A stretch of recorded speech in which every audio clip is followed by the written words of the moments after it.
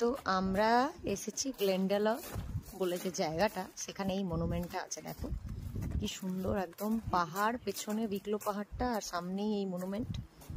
অনেক বছর পুরনো, এটাকে এরা এইভাবে সুন্দর করে প্রিজার্ভ করে রেখেছে। আর এখানে যেহেতু এখন সামার, ছোট ছোট ফুলে ঘাসগুলো একদম ভরে গেছে। আর প্রচুর ট্যুরিস্ট এসেছে এখানে এসব দেখতে। সত্যি অপূর্ব।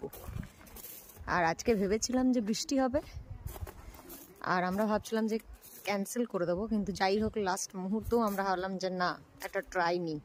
তো দেখছো আজকে ওয়েদার কিন্তু খুব ভালো আছে, বৃষ্টি হলোই না, আর উপরন্তু একদম সুন্দর একটা হাওয়াও দিচ্ছে। আর এই দেখো এদিকে আছে সিমেটারি, এগুলো দেখলে আমার একটু ভয় লাগে, এই একটু হরর ফিল্মের মতো জায়গাগুলো লাগে আমার, কিন্তু দেখতে খুব সুন্দর।